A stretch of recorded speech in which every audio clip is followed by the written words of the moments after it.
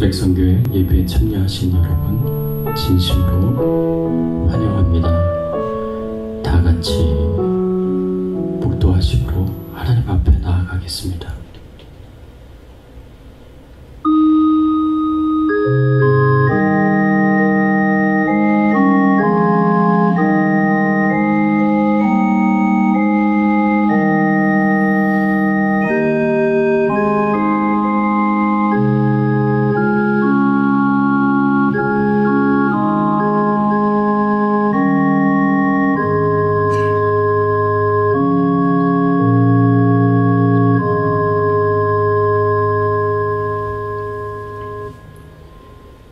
여호와를 의지하는 자는 시온산이 흔들리지 아니하고 영원히 있음 같도다.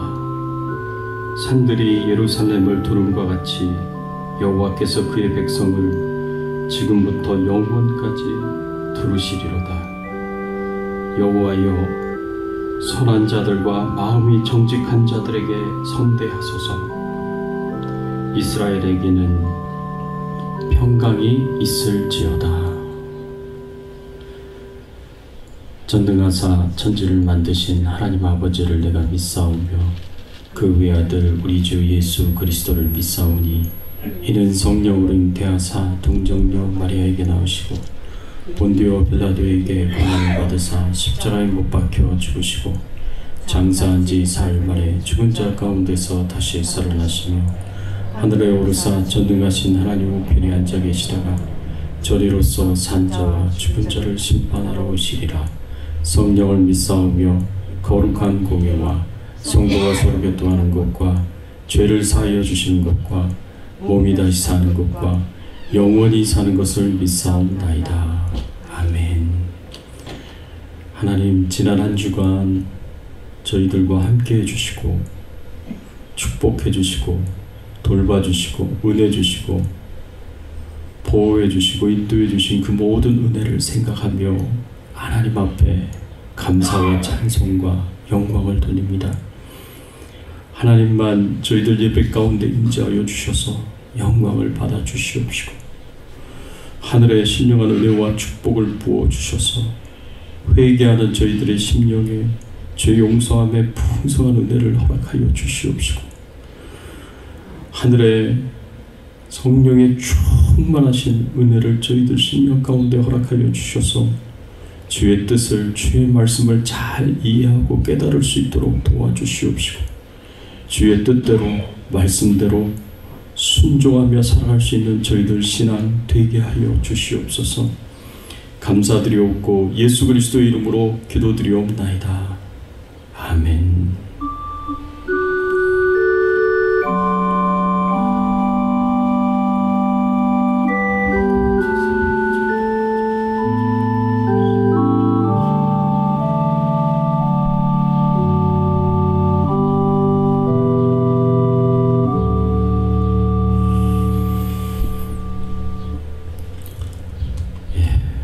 시간 우리 같이 함께 찬양을 드리겠습니다.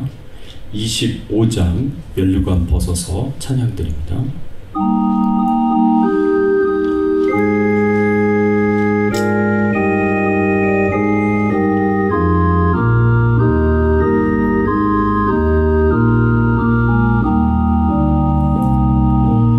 면류관 벗어서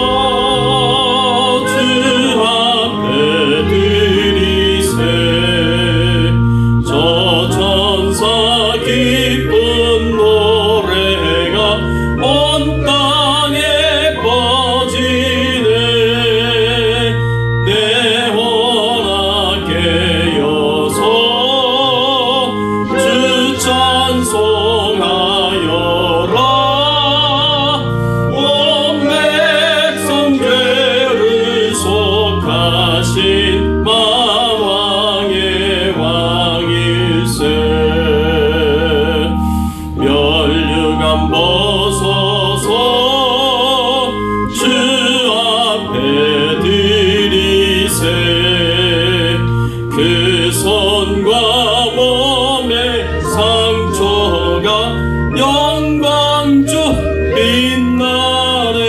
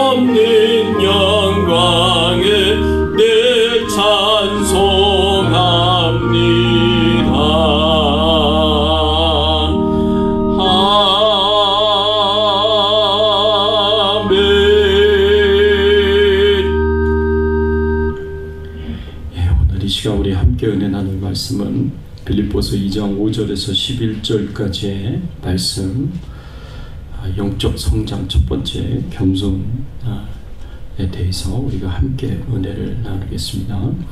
2장 5절에서 11절까지의 말씀 한 절씩 교독합니다. 너희 안에 이 마음을 품으라. 곧 그리스도 예수의 마음이니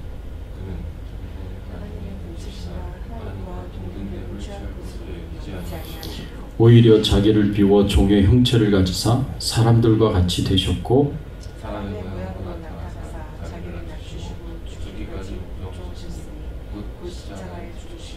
이러므로 하나님이 그를 지극히 높여 모든 이름 위에 뛰어난 이름을 주사 하늘에 있는 자들과 땅에 있는 자들과 땅 아래에 있는 자들과 모든 무릎을 예수의 이름에 꿇게 하시고 모든 입으로 예수 그리스도를 주라 시인하여 하나님 아버지께 영광을 돌리게 하셨느니라. 아멘. 우리가 영적 성장을 어떻게 이룰 수 있겠습니까? 우리가 영적 성장을 어떻게 이루어가야 하는가? 오늘 말씀을 통해서 우리가 함께 은혜 나누기를 원합니다. 예수님을 믿고 따르는 제자들은, 하나님의 백성들은 예수 그리스도를 닮는 것을 인생의 중요한 목적으로 삼고 사셔야 합니다. 그래서 예수 그리스도를 닮기 위하여서 우리가 할 수 있는 모든 노력을 다 기울여야 합니다. 그런데 우리가 예수님의 수준에 이르기까지 자라가는 것은, 그래서 예수님처럼 말하고 예수님처럼 행동하고 예수님처럼 생각하고 예수님처럼 마음을 가지고 예수님처럼 살아가는 것, 이 철저하게 예수님을 닮아가도록 노력하고 애쓰는 것은 반드시 영적으로 성장하는 것을 의미한다. 영적 성장이 전제가 되는 것을 의미한다 라고 우리가 생각을 하면서 우리가 오늘 말씀을 함께 살펴보기를 원합니다. 그러면 우리가 예수님을 닮아가야 되는 부분들이 참 많은데, 이제 그들 중에, 그 닮아야 할 부분들 중에 우리가 닮아야 할 예수님의 성품이 무엇인가? 우리가 닮아가야 할, 따라가야 할 예수님의 성품이 무엇인가? 오늘 말씀을 통해서 함께 은혜 나누기를 원합니다. 이 오래전에 있었던 일입니다. 미국 애틀랜타에서 한 침례교회에서 일어났었던 일인데, 그 교회의 정치적 압력으로 인해서 담임 목사님이 사임을 하시게 됐습니다. 그래서 새로운 담임 목사님을 교회 리더십에서 찾는데, 새로운 목사님을 찾을 때까지 그 교회의 협동 목사님으로 계셨던 찰스 스탠리 목사님에게 그 교회 리더십이 강단을 좀 부탁을 했습니다. 그래서 설교를 해달라고, 새로운 목사님, 새로운 담임 목사님이 오시기까지 설교를 해달라고 그렇게 부탁을 드렸어요. 그때 이 찰스 스탠리 목사님이 설교도 굉장히 잘하시고 또 리더십도 뛰어나신 분이라 교회가 막 부흥이 일어나는 거예요. 막 새로운 사람들이 많이 찾아오게 되고, 젊은 가정들이 막 교회에 들어오게 되고, 그리고 이 주일학교가 크게 부흥하게 되고, 이런 놀라운 역사들이 일어나게 되는 겁니다. 그랬더니 막 교회 전체가 막 들썩들썩거리면서 굉장히 이렇게 익사이팅하게 여겼습니다. 그리고 어떤 사람들은 우리 찰스 스탠리 목사님 우리 교회 담임 목사님으로 세워야 된다라고 이렇게 이야기하시는 분들이 많아지게 됐습니다. 그래서 이제 평신도 보통 이제 교인 성도들은 굉장히 찰스 스탠리 목사님을 좋아했는데, 교회 리더십은 그것을 싫어했습니다. 왜냐하면 교회 리더십은 자기들 입맛에 맞는 그런 담임 목사님을 세우고 싶어 했기 때문에 이 찰스 스탠리 목사님이 담임 목사님 되는 것을 싫어했습니다. 그래서 이 교회 리더십이 이 자기들 뜻대로 자기들이 원하는 대로 이 찰스 스탠리 목사님이 이 컨트롤이 안 될 거다라고 그렇게 이제 판단을 내리고 이 목사님한테 찾아가서 처음에는 정중하게 신사적으로 이 사임을 요청을 했습니다. 그 다음에는 말을 안 따르시니까 뇌물 공세를 했습니다. 돈을 얼마 이렇게 드리겠다고. 그래도 안 따르니까 나중에는 막 협박을 합니다.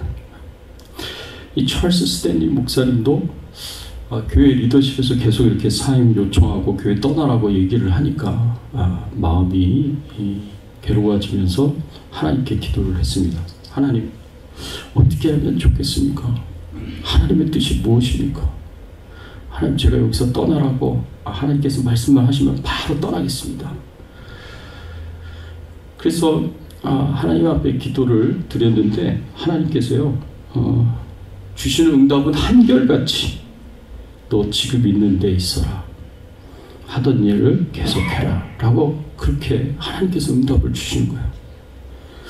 그래서 참 괴롭고 힘들었습니다. 하나님은 있으라 그러지, 교회 리더십은 떠나라 그러지. 그래도 철저하게 하나님의 뜻에 순종하고 하나님의 말씀에 온전히 순종하겠다라는 그런 마음을 가지고 찰스 스탠리 목사님이 교회 리더십에게 교인들이 투표해서 나를 나가도록 결정하게 하면 저는 기쁘게 나가겠습니다. 당장 나가겠습니다. 라고 그렇게 이야기를 했어요. 그래서 이제 투표하기로 한 날짜가 이제 다가오고 있는데 찰스 스탠리 목사님이 나가느냐 마느냐 이제 그거 놓고 투표를 하게 되는 날짜가 다가오게 되었는데, 그때 수요 저녁 예배 때 어떤 한 집사님이 예배 바로 시작 전에 이 강단에 올라와서 마이크를 잡더니 찰스 스탠리 목사님에 대한 자신의 부정적인 감정을 막 거기서 이야기를 시작을 했습니다. 그들이 막 나중에 막 감정이 컨트롤이 안 되더니 막 화를 내면서 목사님에 대해서 막 욕을 하게 된 거예요. 그러니까 강단에서 예배 드리기 전에 그런 사태가 일어나니까 목사님 나오셔가지고 말씀 조심하셔야 되겠습니다. 이제 정중하게 그렇게 말씀을 드렸어요. 말을 조심하셔야. 왜냐하면 강단에서 막 욕하고 그러니까. 그랬더니 이 집사님이 막 화를 내면서 당신이나 몸 조심하세요. 제 이 주먹 맛을 한번 보시겠습니까? 하고 이제 막 화를 내는 거예요. 근데 목사님이 이제 예배 시간도 됐고 그래서 거기에 딱 서셔서 이제 안 물러나시는 겁니다. 그랬더니 그 사람이 막 화가 나가지고 그 주먹으로 찰스 스탠리 목사님의 턱을 쳤어요. 그래가지고 목사님이 막 뒤로 이렇게 쓰러질 듯이 물러났습니다.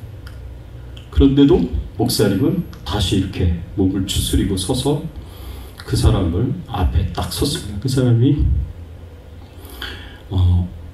그 사건이 일어나고 난 이후에 성도들이 찰스 스탠리 목사님이 어떤 분이신지, 그리고 목사님을 쫓아내려는 반대 세력들이 어떤 정말 사람들인지 한눈에 그냥 다 알아보게 됐어요. 찰스 스탠리 목사님이 그 교회에 50년 이상을 담임 목사로 목회를 하셨고요. 그리고 80세가 넘게 87세에 파스터 에머리터스라고 오늘날 우리 한국 교회에 표현을 하자면 원로 목사님이 되셔서 87세에 원로 목사님이 되셔서 은퇴를 하셨습니다. 그 교회가 유명한 First Baptist Church of Atlanta였습니다. 아틀란타 제1침례교회 이름이 그렇습니다. 이 찰스 스탠리 목사님이 끝까지 하나님의 말씀에 순종하고 그리고 비폭력, 무저항의 그런 자세로 이 집사님을 대하시는 그 모습을 지켜보았던 그 자리에 있었던 아들 앤디 스탠리가 나중에 목사님이 됐습니다. 이 찰스 스탠리 목사님보다 더 훌륭한 유명한 목사님이 되셨습니다. 노스포인트 처치라고 지금 미국 사람들은 굉장히 유명하게 생각하는 교회입니다. 큰 교회입니다. 나중에 목사가 되어서 이 사건을 이제 책에 썼는데 그 책 이름이 Louder Than Words라는 책입니다. 성품이 말보다 더 크게 말한다. 그런 책을 쓰셨는데 그 책에 이 이야기가 나옵니다. 이 책에서 자신의 아버지의 모습을 보면서 정말 우리 그리스도인들이 추구해야 될 성품이 뭐냐, 그 정의를 내리는데 그 정의를 이렇게 내립니다. 성품이란 일신상의 어떤 대가를 치르더라도 하나님의 기준에 옳은 길을 가려는 의지이다.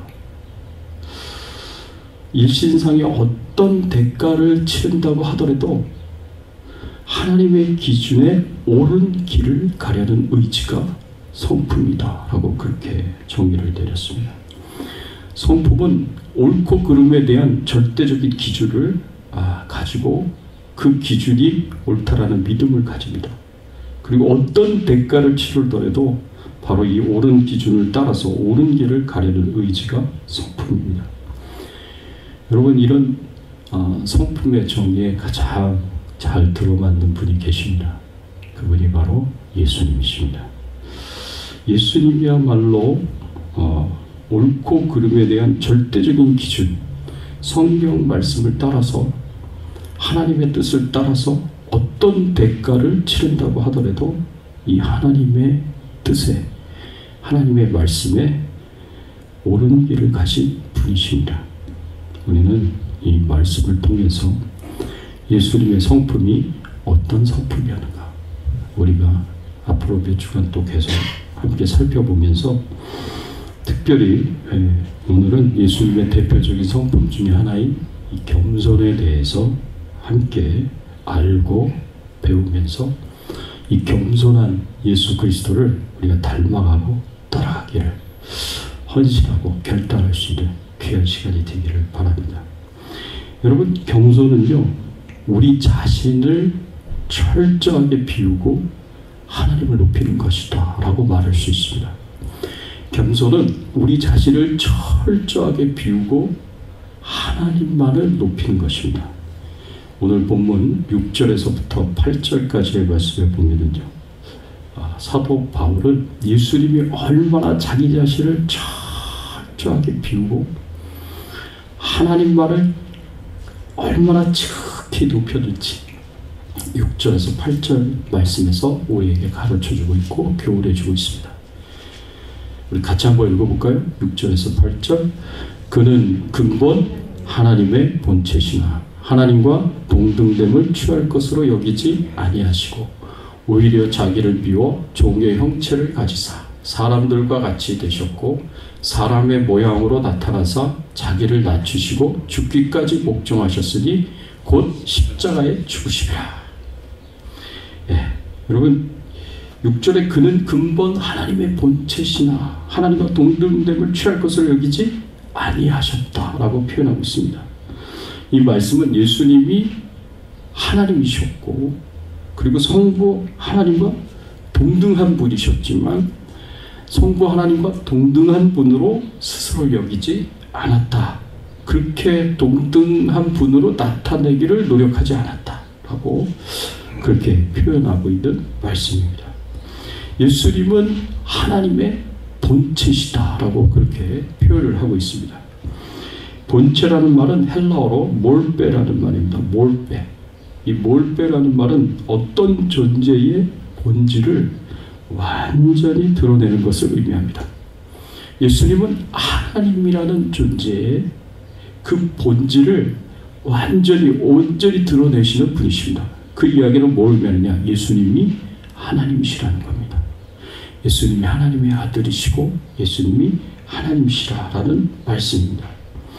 한마디로 말해서 이 말은 예수님이 하나님이시고 성부 하나님, 성령 하나님과 동일한 성품과 속성을 가지신 분이시다라는 표현입니다. 그럼에도 불구하고 하나님과 동등함을 꼭 붙잡고 놓지 말아야 한다라고 그렇게 생각하시지 않으셨다는 겁니다. 하나님과 동일한 권리를 주장하거나 동일한 명예를 추구하거나 동일한 대우를 받아야 한다고 그렇게 생각하지 않으셨습니다. 그래서 성부 하나님을 경쟁적으로 대하지 않으셨고요. 이기려고 하지 않으셨습니다. 성부 하나님을 시기하거나 질투하지 않았고요. 성부 하나님 앞에서 자기 자신을 더 높이려고 하거나 이기적인 욕심과 이익을 품지 않았습니다. 이것이 예수님의 마음이셨고 예수님의 태도이셨습니다. 바로 그런 예수님의 마음과 태도를 6절, 7절, 8절에서 사도 바울이 설명을 하고 있는 것입니다. 예수님은 자신의 존재를 과시하려고 하시지 않으셨고 자신의 존재가 인정을 받아야 된다고 생각하지 않으셨습니다. 철저하게 예수님은 7절에 자기를 비워 종의 형체를 가리사 자기를 비우셨습니다. 철저하게 자기 자신을 비우셨습니다. 모든 면에서 성부 하나님과 동등한 분이셨지만 이 동등함 때문에 성부 하나님을 경쟁적으로 대하지 않으셨습니다. 이기적으로 자기 이익을 추구하거나 자기 야망을 추구하지 않으셨습니다. 이런 모든 것들을 완전히 다 비워버리셨습니다. 완전히 다 버리셨습니다. 하나님의 뜻에 온전히 순종하셨고요. 하나님의 뜻에 순종하셔서 이 땅에 하나님의 영광을 버리시고 내려놓으시고 이 땅에 사람으로 태어나셨습니다. 자기 자신을 완전히 비우셔서 하나님의 말씀에 100% 순종하셨고요. 그리고 하나님의 뜻대로 하나님의 말씀대로 옳은 것이라고 생각하는 십자가의 고난과 죽음을 기꺼이 감당하셨습니다. 어떤 환경 속에서든 어떤 여건 속에서든 절대 굴함이 없이 모든 대가를 다 치르시면서 하나님의 뜻에 하나님의 말씀에 온전히 순종하셨습니다. 하나님 아버지를 자기보다 더 나은 분으로 여기시고 더 권위 있는 분으로 여기셨습니다. 이렇게 철저하게 자기 자신을 비우고 하나님만 높이시는 그 예수님의 마음이야말로 그 예수님의 태도야말로 진짜 겸손이다 하고 우리가 이야기할 수가 있는 것입니다.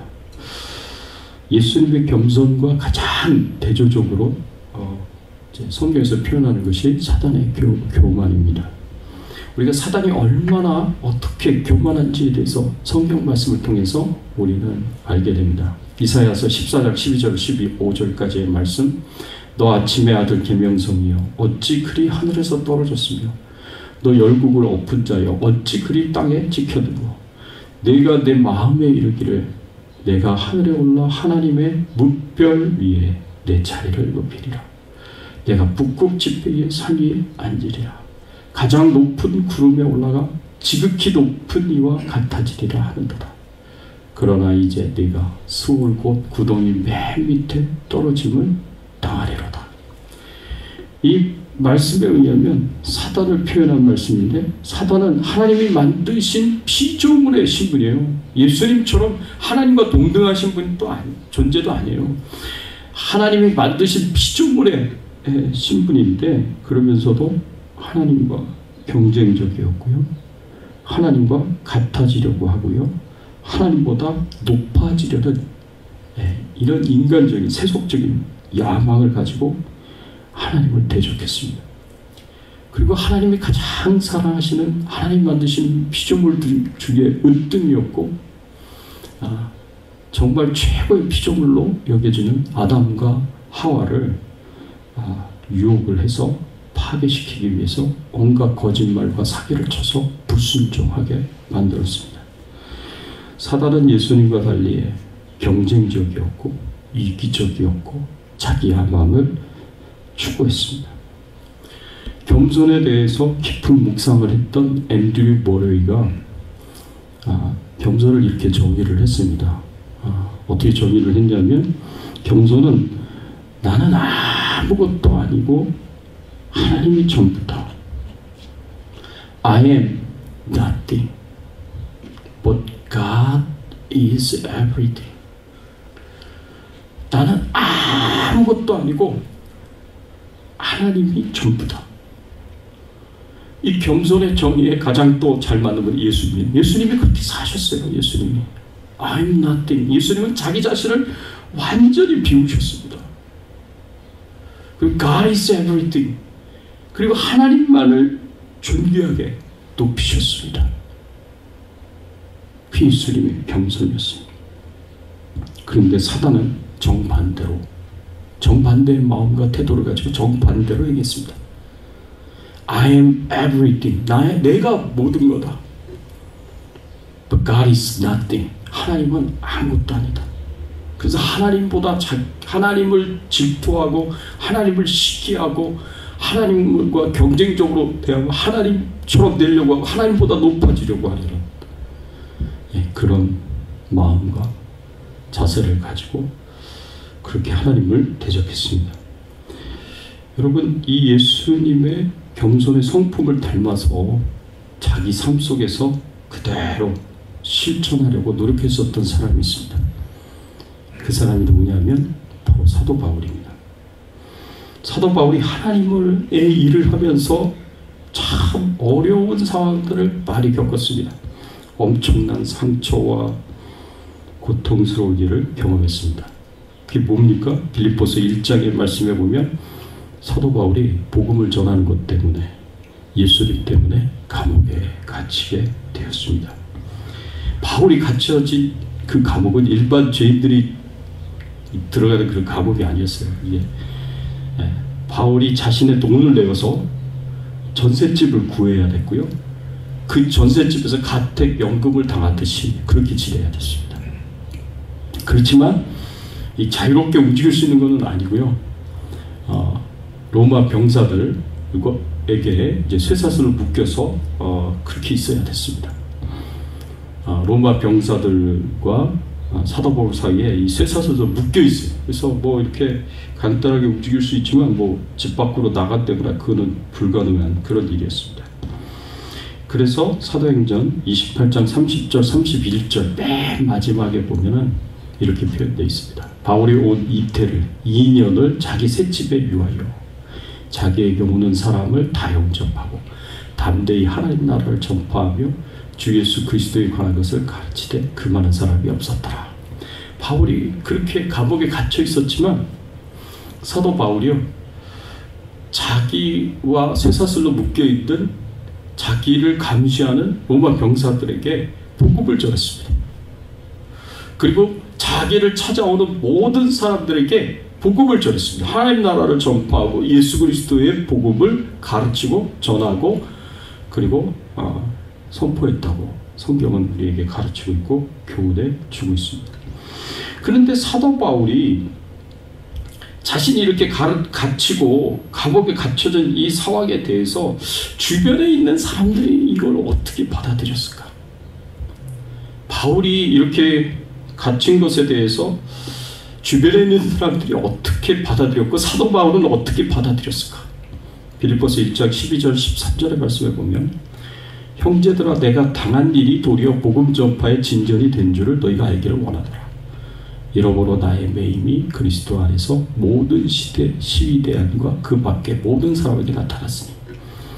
바울이 감옥에 갇혔지만 거기서 복음을 전하고 거기서도 그 환경 속에서도 그 여건 속에서도 하나님 나라의 사명을 감당했습니다. 그래서 구원의 열매들이 많이 나타났어요. 그런 이제 상황들을 바라보면서 그 로마의 교회에 있는 성도들이 이것을 어떻게 받아들였을까라고 우리가 생각해 볼 수 있습니다. 사도 바울은 또 어떻게 받아들여요? 사도 바울은 이 말씀에 보니까 사도 바울은 자신이 감옥에 갇힌 것으로 인해서 복음 전파의 진전이 일어났다.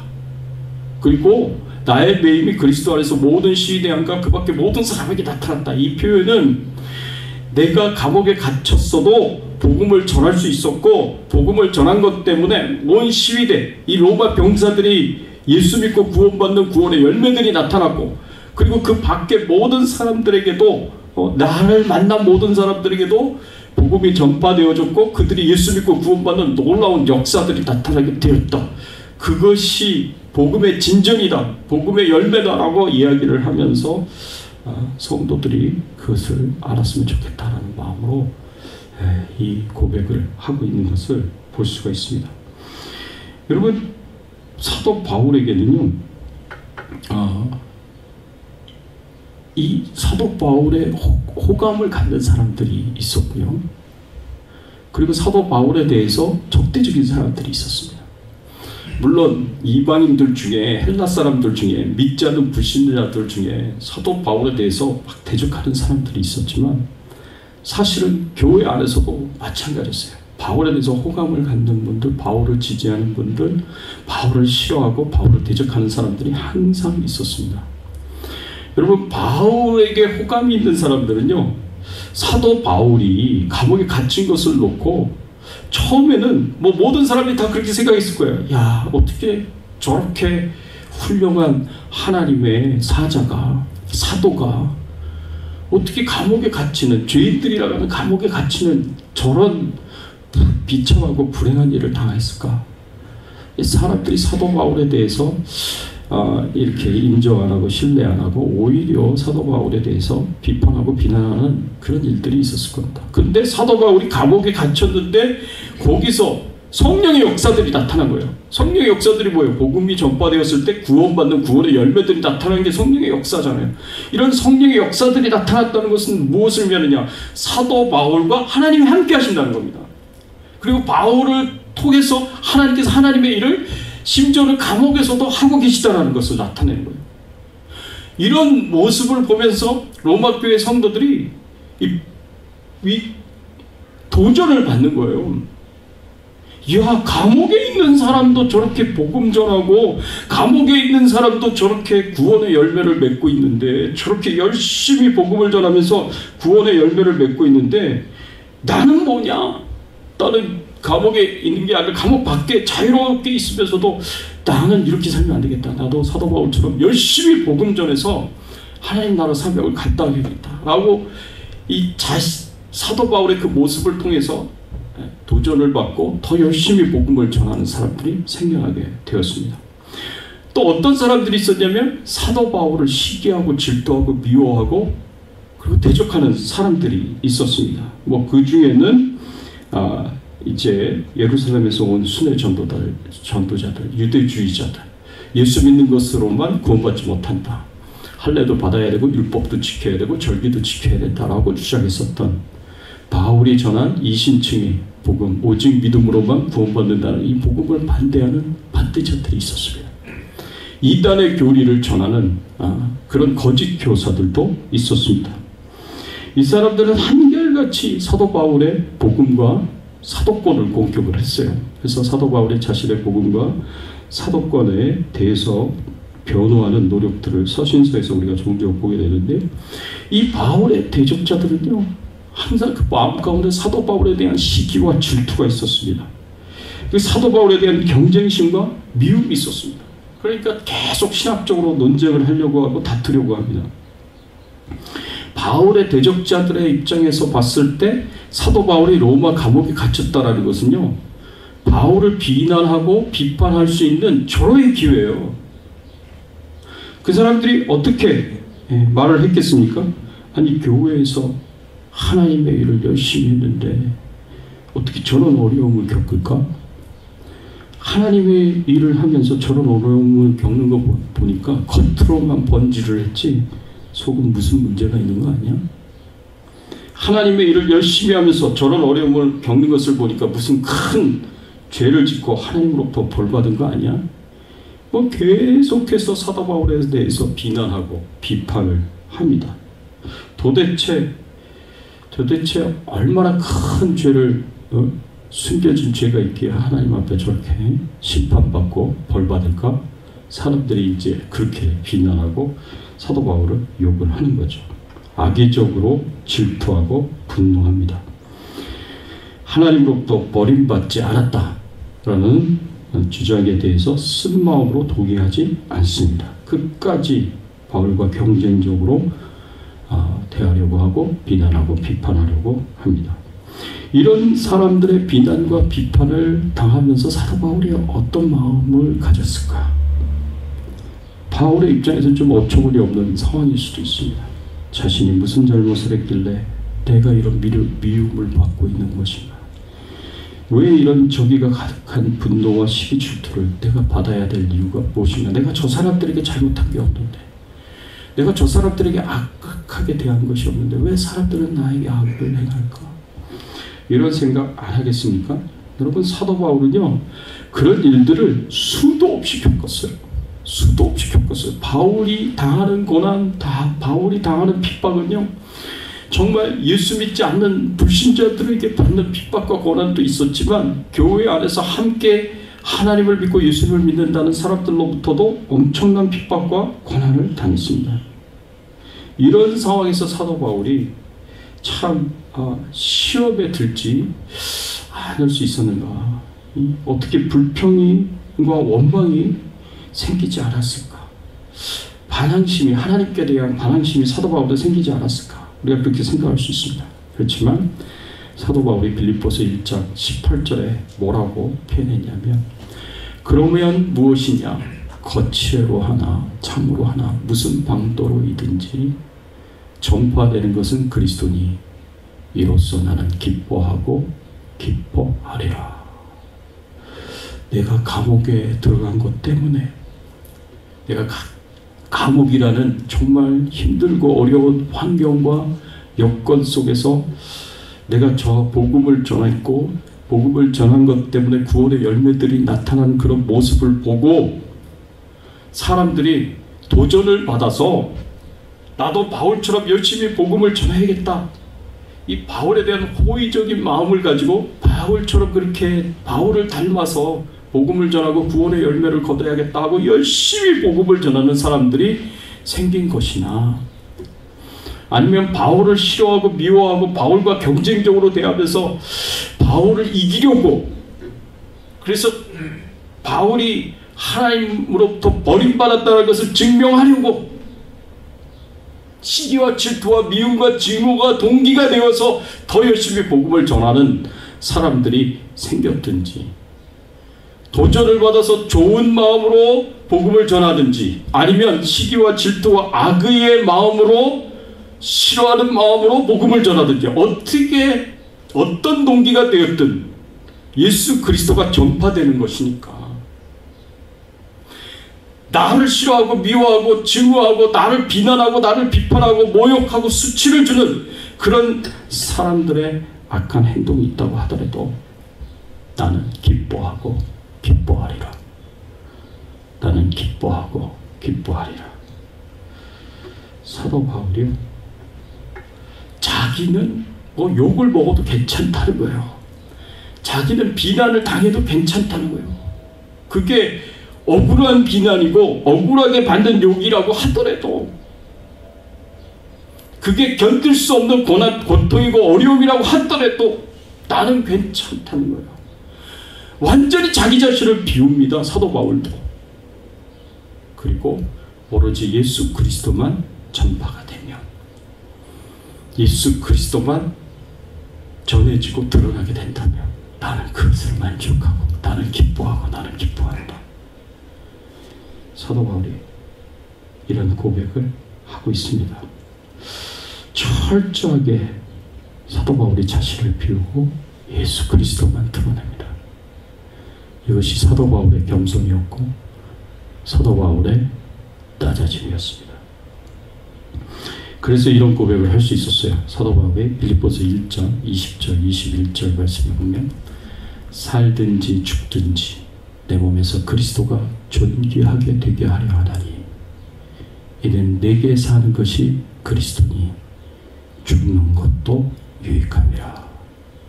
살든지 죽든지, 사도 바울의 모든 관심사는 살든지 죽든지, 자기가 욕을 먹든지 칭찬을 받든지 아무 상관없어요. 어떤 환경 속에서든 어떤 여건 속에서든 내 몸에서 그리스도가 존귀하게 되는 것이 가장 중요한 것입니다. 예수 그리스도가 내 입술을 통해서, 내 행동을 통해서, 내 삶을 통해서, 내 사역을 통해서 존귀히 여김을 받는 것이, 그것이 가장 중요한 거예요. 이는 내게 사는 것이 그리스도니 죽는 것도 유익함이라. 사나 죽으나 그리스도가 드러나면 되는 겁니다. 존귀히 여김을 받으면 된다는 것이 바로 사도 바울의 겸손의 마음이었습니다. 갈라디아서 2장 20절에 그래서 사도 바울이 이런 고백을 드립니다. 내가 그리스도와 함께 십자가에 못 박혔나니 그런즉 이제는 내가 사는 것이 아니요 오직 내 안에 그리스도께서 사시는 것이라. 이제 내가 육체 가운데 사는 것은 나를 사랑하사 나를 위하여 자기 자신을 버리신 하나님의 아들을 믿는 믿음 안에서 사는 것이라. 사도 바울, 인간 사도 바울은 철저하게 죽었습니다. 오로지 예수 그리스도만 살아계십니다. 자신을 낮추고 낮추어서 오로지 예수 그리스도만 존귀히 여김을 받으시고 그 삶에 나타나도록 했습니다.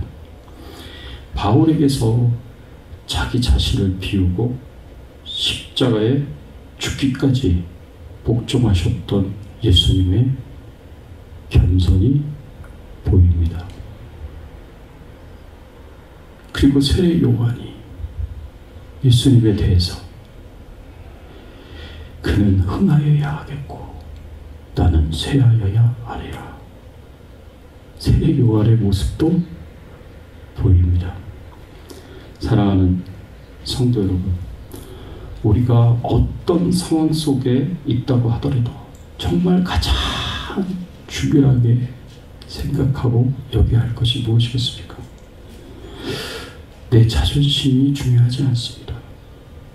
내 뜻과 내 욕심이 중요하지 않습니다. 내 명예가 중요하지 않습니다. 중요한 것은 오로지 예수 그리스도만 존귀함을 받는 것입니다. 그 이유는 예수 그리스도가 나를 존귀한 자로 만들어 주셨기 때문에 그렇습니다. 만물의 찌꺼기와 같고 죄인 중에 괴수와 같은 우리를 위해서 예수님이 우리의 모든 죄를 다 지시고 우리 대신에 죄값인 죽음을 십자가에서 치러주셨습니다.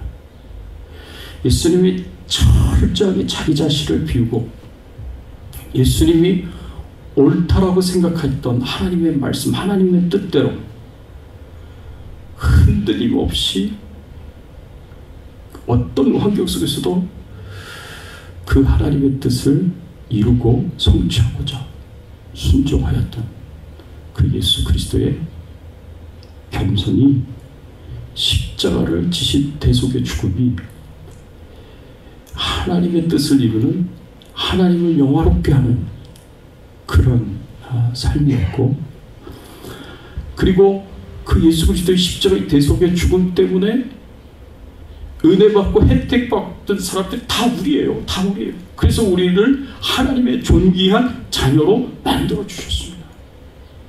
예수님은 자신을 낮아지고 겸손케 하심으로 하나님을 영화롭게 했을 뿐만 아니라 우리를 하나님의 존귀한 자녀로 만들어 주셨습니다.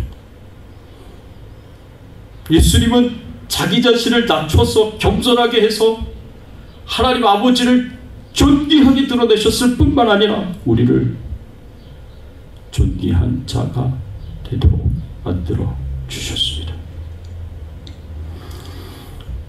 이제 우리 차례입니다. 이런 은혜와 축복을 받은 우리가 어떻게 하나님을, 예수님을 대해야 하겠습니까?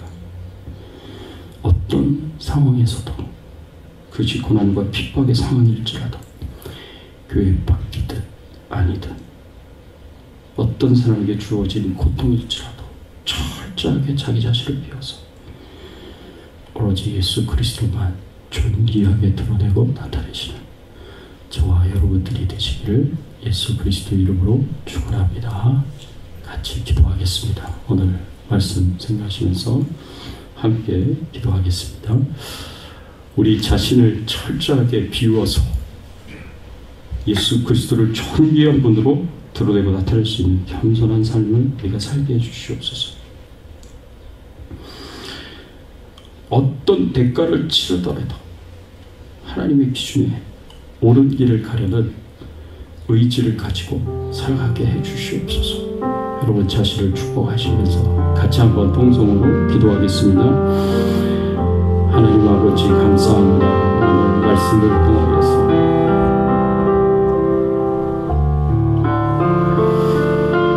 겸손히 무엇인가를 가르쳐 주시고 깨닫게 하여 주시니 감사합니다.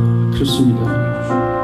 겸손은 어떤 환경과 여건 속에서도 어떤 대가를 치렀다는 하나님 기준에 옳은 것을 행하는 의지이며 철저하게 내 자신을 비우고 철저하게 하나님만 높이며 하나님만 존귀한 분으로 드러내고 나타내고 선포하는 삶을 살아가는 것입니다.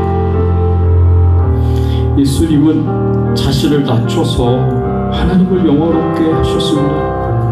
예수님은 자신을 낮추고 비워서 하나님의 뜻에 온전히 순종하여서 우리를 존귀한 하나님의 자녀로 만들어 주셨습니다.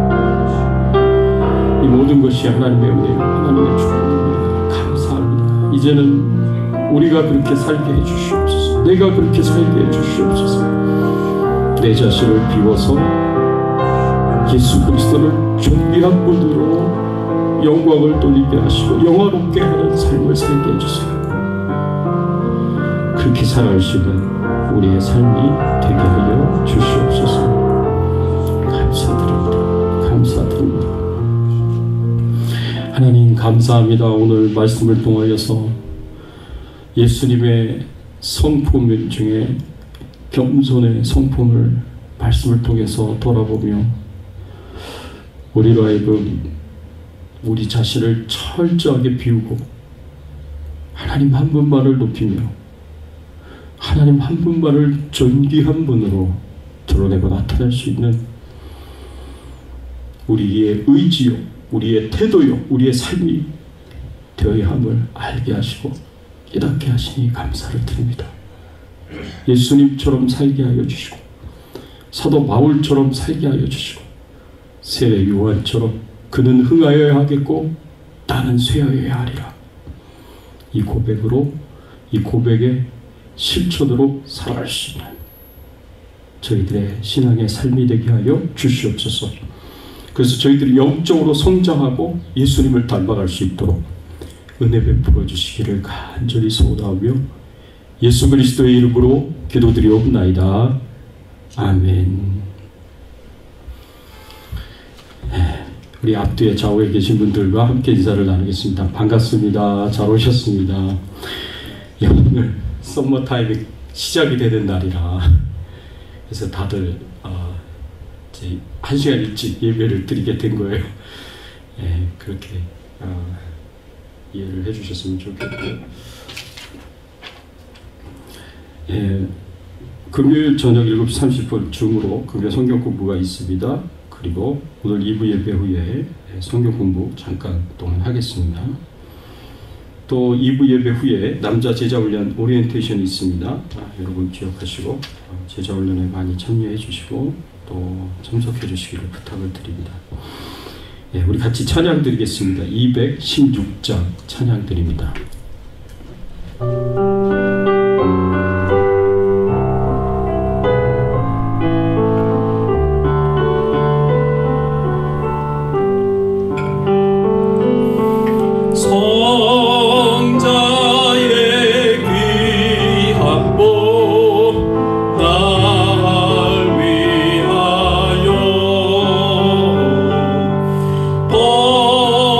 버리신 그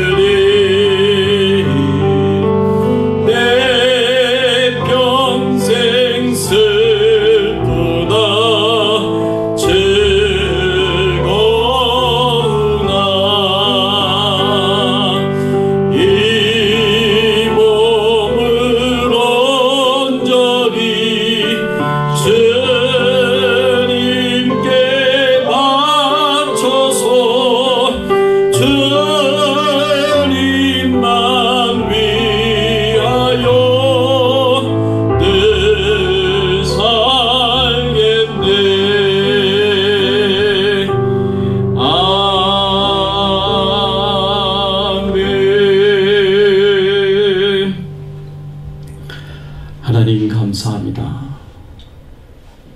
오늘 이 주일 저희들이 드린 예배를 하나님 기쁘게 받으시고 우리를 위하여 우리를 존귀한 하나님의 자녀로 삼기 위하여 기꺼이 자기 자신을 철저하게 비우시고 낮아지시고 하나님의 뜻을 쫓아 끝까지 포기하지 않고 십자가의 죽음을 당하시며 우리를 구원하신 그 예수 그리스도의 그 크신 은혜와 축복에 감사와 찬양과 영광을 돌립니다. 하나님께 감사하면서 기쁜 마음으로 즐거운 마음으로 예물을 드립니다.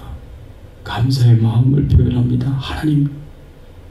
하나님 기쁘게 받아주시옵시고 우리 성도님들의 심령 가운데 찾아가 주셔서 하늘의 신령한 은혜와 축복으로 넘치도록 풍성하게 부어주시옵소서. 성령 충만하게 하여 주시옵시고 성령의 인도하심을 받으며 거룩하고 정결한 삶을 살게 하여 주시옵시고 하나님의 나라와 영광을 위하여 충성되이 사명 잘 감당하면서 살아가게 하여 주시옵소서. 하나님 도와주시옵소서. 하나님 은혜 베풀어 주시옵소서. 하나님 축복해 주시옵소서. 간절히 소원하고 구하옵는 것은 질병 중에 연약한 가운데 있는 우리 성도님들을 기억하여 주시고 하나님 치료하여 주시고 회복시켜 주시고 건강하게 하여 주시고 강건하실 수 있도록 은혜를 베풀어 주시옵소서. 코로나 바이러스로부터 안전하게 하시며 가정을 평안으로 지켜주시고 생업을 형통하도록 축복해 주시옵소서. 기도하는 것마다 다 이루어지도록 하나님 일하시고 역사하여 주시옵소서. 지금 이 순간에도 전세계 곳곳에서 복음을 전하시고 말씀 전하시며 하나님 나라 사명 감당하시는 우리 선교사님들에게 힘과 능력으로 함께해 주시고 권세로 함께하여 주시고 필요한 모든 것을 다 채워주시고 공급하여 주시옵소서. 특별히 미얀마의 총수자 선교사님을 기억하여 주시고 하나님께서 선교사님의 건강을 지켜주시고 눈동자같이 보호해 주시옵소서. 섬김의 교회 임상원 목사님 교회를 부흥시켜 주시고 또 예배 장소를 좋은 곳으로 인도하여 주시옵소서. 레바논의 시리아 난민을 사역하는 우리 호조의 선교사님을 기억하여 주시고 하나님께서 눈동자같이 지켜 보호하여 주시며 이슬람 여성들 어린 소녀들을 대상으로 복음을 전하고 사명을 감당하고 있사오되 그 사역에 구원의 열매들이 풍성하게 나타날 수 있도록 은혜를 베풀어 주시옵소서.